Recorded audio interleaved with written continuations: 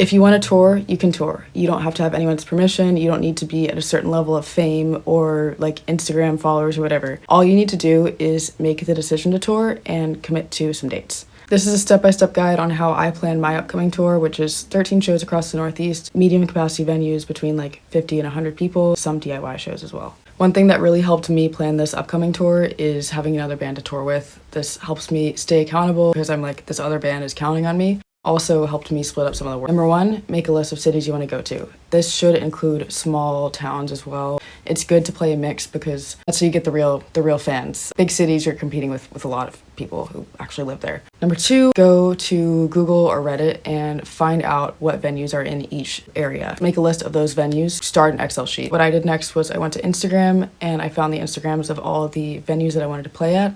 And then I went through their feed and looked for flyers. Then I went and found the Instagram accounts of the bands who were playing on these various show dates. From there, you're able to find bands they play with. Just stalk their scene, basically. That's what I was doing. I was doing a lot of Instagram stalking. I found a bunch of bands who were either similar to me or similar to the band I'm playing with, had like a decent amount of traction on social media, but it doesn't have to be like a crazy amount because it's going to be a balance of who's going to actually want to play with a touring band versus who's going to pull people to a show. Then I have a separate Excel sheet that I've been keeping for years that has every band that I know, a bunch of information on them, like where they play, blah, blah, blah, have I played with them before. I put all those bands into that Excel sheet like a creep.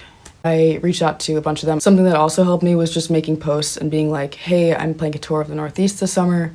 If there are any bands who want to join as support for some of these shows, like please comment so I can just like put your name down on a bill when I'm reaching out to bookers. Some of those posted well. But over time, I had a big list of bands who I could reach out to. Also, just a really good thing to have in mind is to be booking as far out as you can. I was doing a lot of this work in January and February.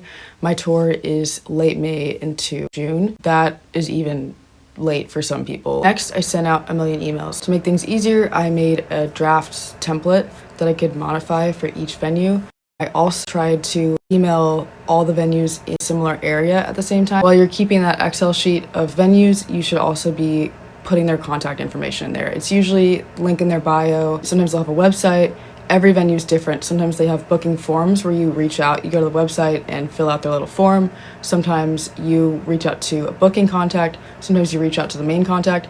You really don't want to reach out to a venue in a way that they've expressed is not the way to reach out to them. For example, sometimes they'll say no DMs, like email us only. Sometimes they want to be DM'd on Instagram. So you want to really like skim their website, make sure that you're not sending something to somebody who does not do booking. Keep that in another tab. I have a tab that's like what needed to book. Here is the email format that I would use. For the subject line, I would put the time frame plus the bands in order of who had the most local pull. So for example, I had early June, Tilt plus Ashley Finn plus Horrendous Downplay, which I'm super excited to play with Tilt, by the way, they're so awesome. In the actual email, I would be like, hey, I'm Ashley Finn, I'm touring with another band from Boston. We would love to play at your venue during this time frame. It makes it a lot easier for venues to say yes to you if you already have a full bill put together, so they don't have to do the work of reaching out to local bands. I was like, these are two bands from your area, and they would be happy to play on this bill. Usually, I'd spoken to them in some capacity, or they'd like commented on my post saying they were interested or something. I kept the actual email body short and sweet, signed my name, like said thanks, but then below that, I included information. So that included links to the social medias of all the bands on the suggested bill and bios of both myself and the band that I'm touring with. Smaller text, just something they can look at. I think it's better to have that as like an aside rather than part of the main email body because you don't want a venue to feel like they have to read through this entire like life story about you while they're just trying to like fill a random Thursday night, you know? I think roughly about 10 to 15% of venues actually got back to me. If you want to play as many shows as I'm playing on this tour, which is 13,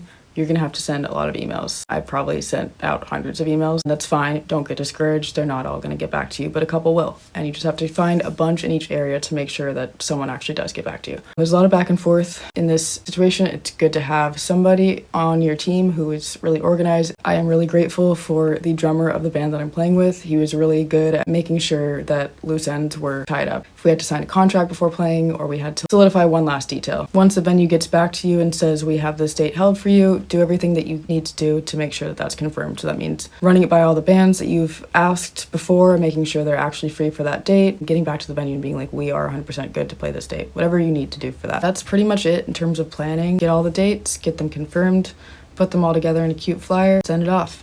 and after I've actually toured, I'll let you know what else I learned. Just as a disclaimer, I'm not the most experienced touring musician in the world. I've only gone on one small tour before, which I put together for my old band. This is my first tour with this band. I have a lot of experience now with planning, but you can go to YouTube and find out like a lot more than you can learn from me.